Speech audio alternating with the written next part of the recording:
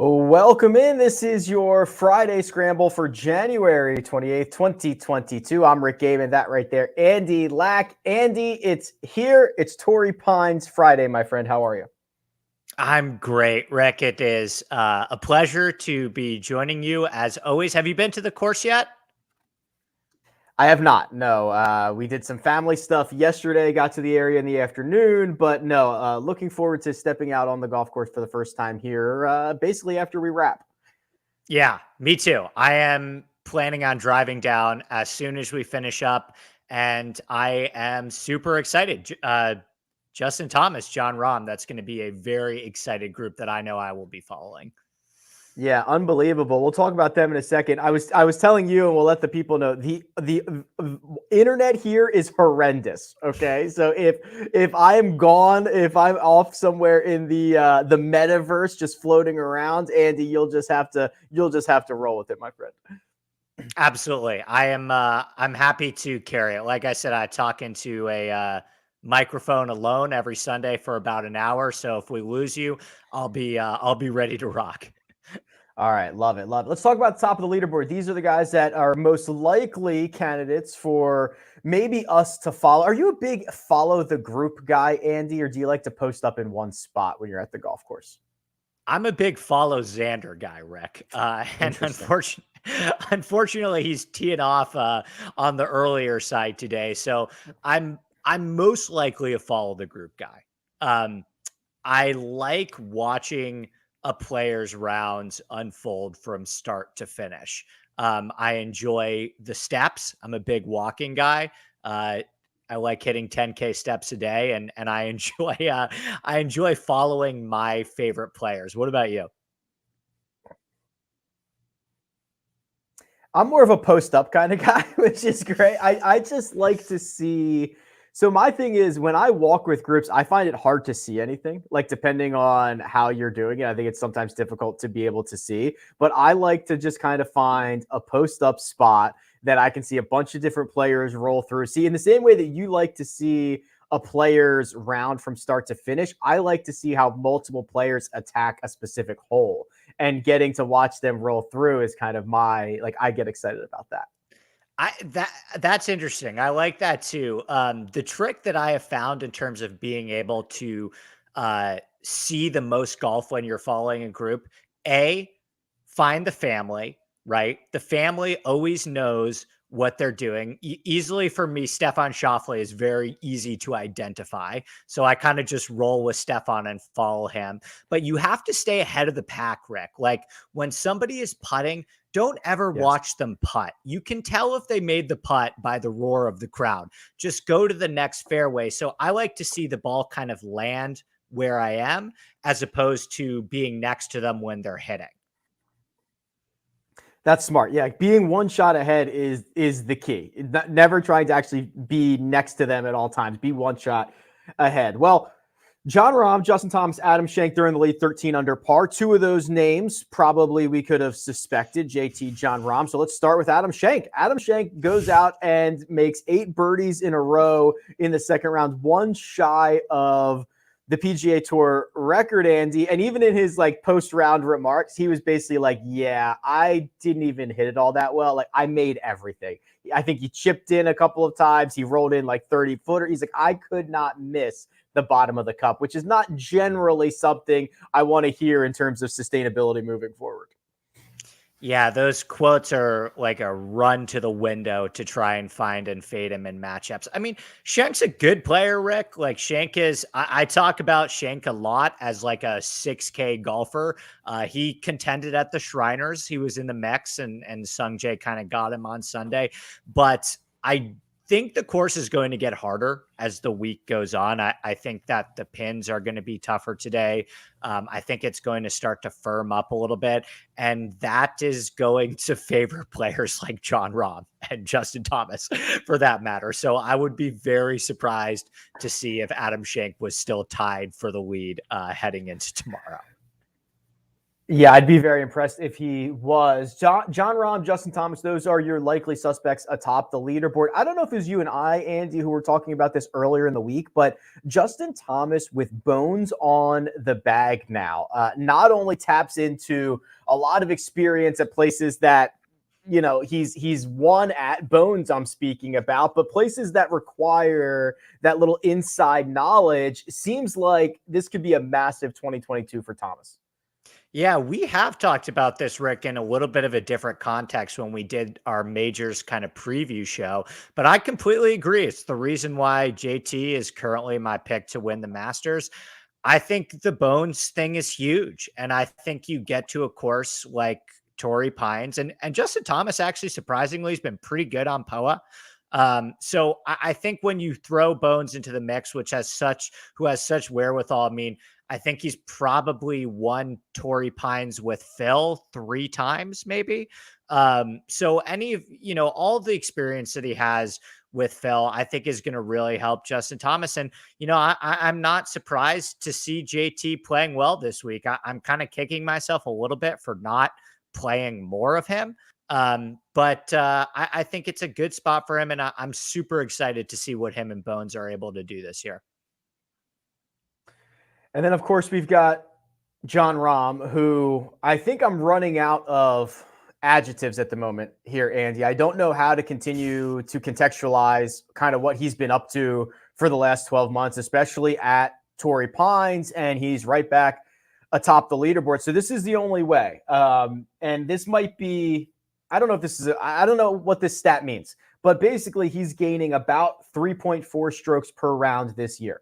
And that is, and of course, that's a very small sample size. It's like 10 rounds. That is the same number that Tiger gained in 2006, I believe it was. He won 8 times on tour. Obviously, different eras, but Rahm is really extending himself at this point. Yeah, it's pretty unbelievable to see what he's doing. To be honest with you, I'm not even sure that he's played his best golf yet over the past 2 days. Tracking him on Wednesday and a little bit on Thursday, it feels like he could have even shot a lower score than he has. I wouldn't pencil him in as a winner. Like we can get to odds. I think Justin Thomas is going to be a worthy opponent.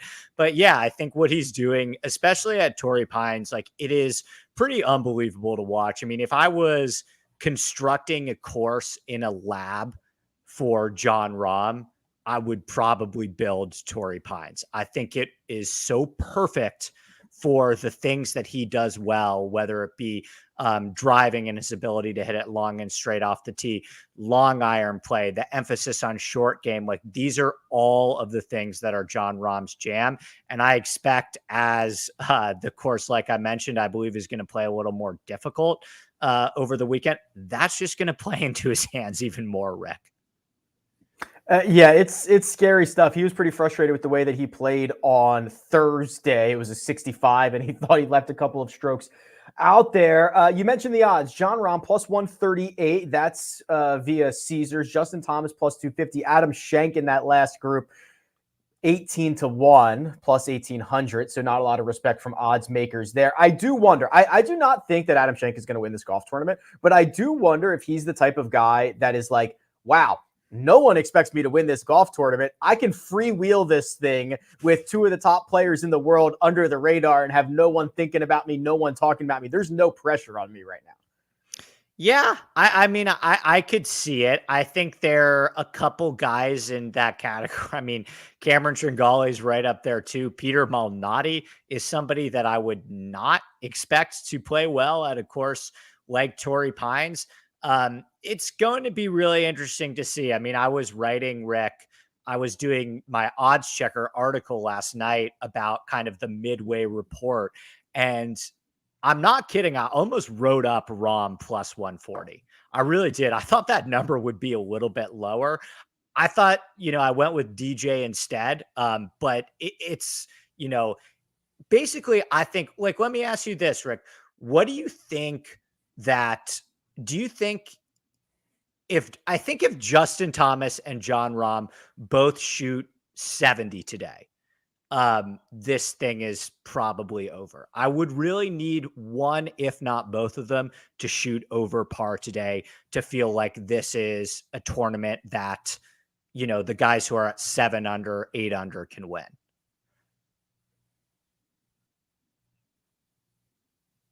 Yeah, and I think you're right, because I was looking at the scoring averages here. Like the South is getting harder. And to your point, I think it's going to continue to get harder. So a 70 is going to be at least probably 3 shots better than the field if you shoot a 70. So you're talking about it's probably over if one of those two guys shoots a 70, barring something absolutely crazy happening. Do you like that?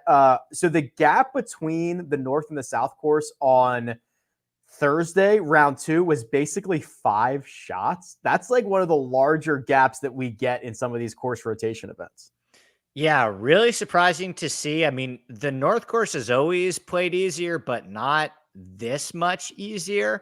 I was really surprised to see, Rick, how much they were able to take advantage of that course over the first 2 days. It makes sense. I mean, all the par 5s are reachable in 2. There's 1 or 2 drivable par 4s, but yeah, like I said, going into the week, Rick, this is not going to play like the US Open, because San Diego in January is a lot different than San Diego in June. And what makes conditions difficult for pros is not length, it's firm and fast conditions. And the course is just more receptive this time of year. But I think, as we already started to see yesterday on Thursday afternoon, the wind started to pick up a little bit. It started to bake out. And that's usually what happens to courses as the week goes on. It starts to bake out and firm up as we get more foot traffic. So I think that the South course is going to play pretty difficult over the weekend. And I'm kind of excited to see what it holds for some of those guys at the top.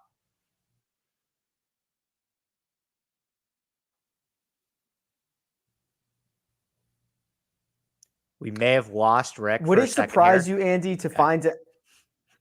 Yeah, I think I'm back. Would it surprise you to know that Jon Rahm has never closed out a 36-hole lead? He's 0 for 5. Is that the most outrageous thing you've ever heard? That's surprising. Yes. The first one that comes to mind is Northern Trust with Tony Finau. I remember that he wasn't able to close that one. No, but I didn't think that. I saw that stat this morning as well, and I was surprised to hear it. What do you think, Rick, what do you consider like a good 54-hole closing percentage? Like, what's your threshold where it's like, okay, this guy's good on Sundays? 54 holes. So with 18 to go, I would say, I mean, if you're winning half of them, I think you're just bonkers, right? I mean, it obviously depends on how many shots there are if they're co-leads, but we were spoiled by Tiger Woods closing out all of them, and that just doesn't happen. And when you have less holes to go, the randomness and the volatility cranks up. So if you were winning like anywhere close to half of them, I think it's an absolutely insane number. And Justin Thomas has done about half of them, correct? Yeah. So and I would define Justin Thomas as a closer. Yeah, me too. I was even going to go lower. I think I want to say last year the 54-hole leader won about I think it was like 24% of the time, something like that, right? Yeah. So I mean, it's tough, and obviously context matters, right? Like it matters who's behind you. It matters how much you're leading by. But yeah, that is a little bit surprising to hear about Rahm. On Sundays, my perception of Rahm, Rick, and I'm kind of curious to hear yours. I don't see him as somebody that like goes out of his way to play his best golf on Sundays. I also don't see him as somebody who chokes and plays abnormally worse than his baseline. I feel like he kind of, on Sundays, he always does what he usually does. And sometimes he gets beat by a Cam Smith that has a ceiling round. And, sometimes it's usually good enough to close if the other guys don't bring it. Does that sound fair with Rahm? Yeah, it is. I'm actually more impressed with what Rahm does over the first couple of rounds, where he looks like, my God, dude, he has like that laser look from tee shot number 1 on the first round. Like, it's just, he looks so locked in and he looks so engaged every moment of the golf tournament. And that is really hard to quantify. And it's very scary for a guy of his caliber to be able to do that. I don't know if that's something you can do for multiple years at a time. It might be exhausting to try to pull that off, but my God, he is just late. I think he believes the golf world owes him some victories and he's going to go get them. This is like a revenge tour year for Jon Rahm. Did you see how angry he got yesterday when he wasn't missing fairways, which is a stark contrast to Adam Schenk saying, yeah, I'm shocked that I was able to shoot this low of a number, where Rahm is angry about a 67 or 66, right? So I think that kind of tells you all you need to know. Yeah, I think it does as well. Okay, Andy, I want to give a quick update on our Tuesday matches. Some of them have already been decided, and then we'll talk about a couple of the big names, but we're going to take 30 seconds real quick here. Hopefully this ad plays. The Wi-Fi, not very good. Let's find out. Remember, Andy Lack is not only the co-host of The Scramble, but also produces his own show, the Inside Golf Podcast. It's available twice a week, focusing on course breakdowns, DFS, and betting strategies for every PGA Tour event. Admittedly, I was drawn to Andy for his data-driven approach, which you'll find on his Sunday shows as he breaks down the field, but I'm even more impressed by his passion for course architecture, which offers a different perspective of our great game. Mix those two together with insightful and humorous guests who don't take themselves too seriously, and you've got a recipe for a great podcast. Follow Inside Golf on Twitter and download Inside Golf wherever you download podcasts. All right, Andy, let's look back at our Tuesday matchups. This is where we picked 5 matchups. You and I then determined what side that we wanted to be on, and then we're going to keep track of it. So I've got a couple of updates here, and we've got 3 of them are already in the books. So here are the ones that are already decided. Xander Schauffele has beaten Bryson DeChambeau. We were both on those. We'll talk more about Bryson in a second, but we talked about like Xander's floor in matchups is just too high most of the time. Yeah, it's really high, and he hasn't played great golf, but bad golf for Xander is, making the cut on the number, one above the number, whereas there's a lot more variance involved in Bryson's game, which we will get to shortly. Speaking of variance in their game, Jordan Spieth was pitted against Patrick Reed in a matchup, and Spieth, not only volatile, but dealt with a little bit of an illness on Wednesday night. We'll talk more about that in just a second. So Patrick Reed rallies in the second round to get on the board, make the cut. Andy, you were victorious there as well, my friend. So through 2 matches in our update, you've got 2 victories. I've got 1. Can we do 3 minutes on Spieth now?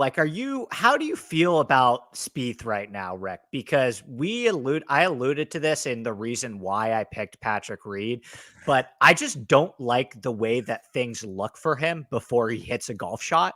It seems like he's being very deliberate in his backswing, and I just put the injury aside. I just don't know if it's a player that has a lot of confidence over his golf swing. It seems like he's tinkering a lot. I don't want to put too much stock into Torrey Pines because I don't think that was ever going to be a good course for him. But if he doesn't play well next week at Pebble Beach, that's when I'll start to say, okay, are we worried that Jordan Spieth has maybe gone backwards a little bit? Pebble is definitely going to be a bit of a litmus test. I am concerned adjacent. I'm not super concerned yet, but I'm very close to being concerned. And the reason for that is it's a couple of things, right? His the limp to the finish line of 2021 was not good. And it was ball striking. And everyone wants to talk about the Jordan Spieth short game magic. But if you go back and look, the strongest correlators to his success are approach play and be a 0 with the driver. If he's 0 with the driver, meaning 3 strokes a week on approach, he's contending. Hard stop, end of story. The short game magic is kind of always there. So to see him now kind of lose it, and then also to what you referred to, Andy, the eye test of it looks like he's working on something. It looks like he's fighting on something. That's both the stats and the eye test not being great for Spieth. Now we're going to enter a time of year where it's going to be Pebble and it's going to be Phoenix. And then before you know it, and we're like 68 days away from Augusta. Like this is a pure important stretch of golf for Jordan Spieth. I am like about to flip the switch to being very worried.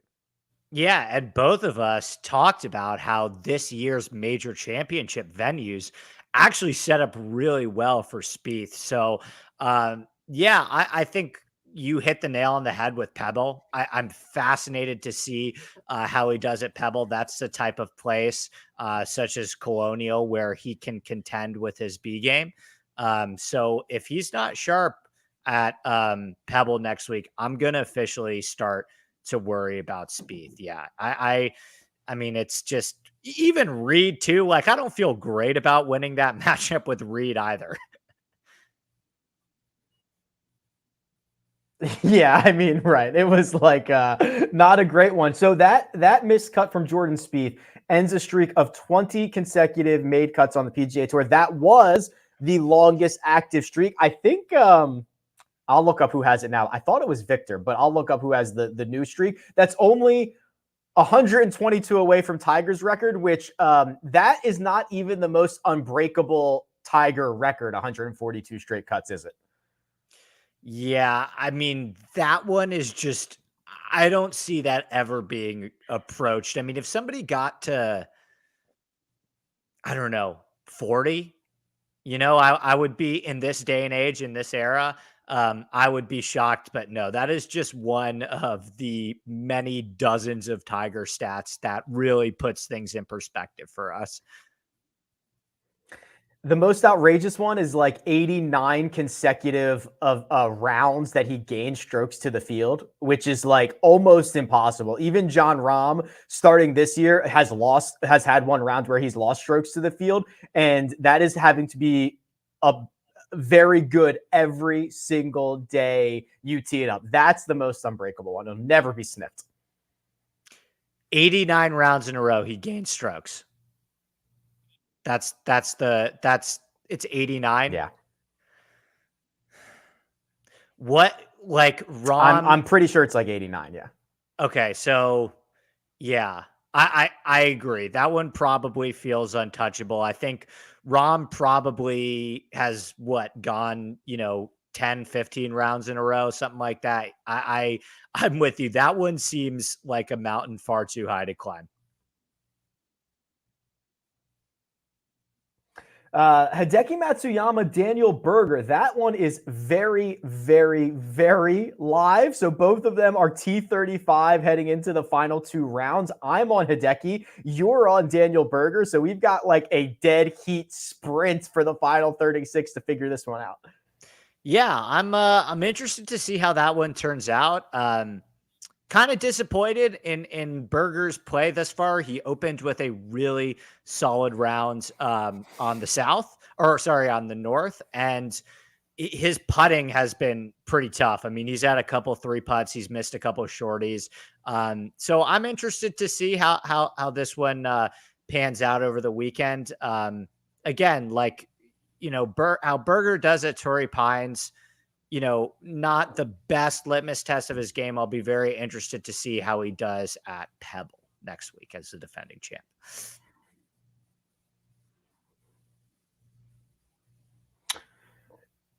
The other one, the final matchup was Jon Rahm versus Justin Thomas. Well, matchups where guys are heading into the final two rounds literally tied with one another. We both have Jon Rahm here. I would not switch sides on that with 2 rounds to go. I feel pretty good about that too. And I think the odds would agree with us. I'm sure they have them matched up together in like a round 3 matchup as well. I'd be interested to see if those odds are shorter or longer than the pre-tournament ones. I imagine they'd be a little shorter, but I don't think by much. And you kind of see with the odds that Rahm's in like the plus 130, plus 140 to win the tournament, and JT is like plus 260, 270. So I agree. I'm feeling pretty good about that one, despite the stat that we've read out where Justin Thomas has actually done a much better job of closing out tournaments. I still am feeling pretty good about the Rahm one. Over a large sample size, Rick, I was looking at this. Rahm is the number one player on the PGA Tour in difficult scoring conditions, and it's not particularly close. JT's not super far behind, but what Rahm is able to do when the course plays a little firm and faster and we get some tougher pin positions and it really starts to weed out the worser players, it's pretty scary. I mean, we saw what he did over the weekend at the US Open. Yeah, super scary stuff there. Let's talk Bryson real quick here. He withdrew from the Sony Open before it started, citing a wrist injury, and then he was kind of tweeting out, him getting rehab on the wrist, and then I think he should have just withdrawn at some point yesterday, Andy, because he was multiple shots out of the cut line with just a few holes to go. He was taking hacks that looked like every single one of them hurt. He was saying things sarcastically like, "Oh, this is really good for my wrist," and all that stuff. And like, I appreciate the effort, Bryson, but this same important time of the year that we are kicking off is important for him as well. I would have just pulled the plug on Torrey Pines with 4 holes to go, being a couple shots off the cut line. Yeah, I mean, I hope that the extra couple of holes didn't aggravate the injury further. I have no real interest in speculating whether the injury was related to, his speed training per se. Dustin Johnson fell down the stairs and missed the Masters. Right there are a million different ways that he could have injured himself. So, I agree with you. I think I care a lot about his health and doing what's the best of him. I hope he didn't feel like obligated to finish up, but yeah, I mean, it's going to be interesting to see what happens when's the next time that he's supposed to play? I think we lost Rick there for a second. Okay. We might have lost Rick, so I'll solo it. I'm going to go through some of the comments in the chat and just respond to some of those. All right, so we've got Rick is back. Hey, buddy. Yeah, sorry. It's horrendous here. We can answer a couple of these, or we can just wrap this and get out to the golf course. What do you think? Totally up to you. I mean, there are a couple questions on the chat that are interesting, but yeah, your internet seems to be not the best, so no need to force it if you don't want to. Super unstable. Here's what we'll do. If you have more questions, get down to Torrey Pines. Andy and I will answer anything you want out on the golf course. But for now, I think we're going to pull the plug here, and we'll be back on Tuesday for that scramble, and it should be a great weekend. I'm looking forward to seeing how it plays out. Andy, thanks for bearing with me today, brother. I know it's not easy when someone else is going at like 5 megabytes download, so I appreciate you. No problem, man, and I will see you soon, my friend. I'll see you soon. Take care, everybody. Good luck.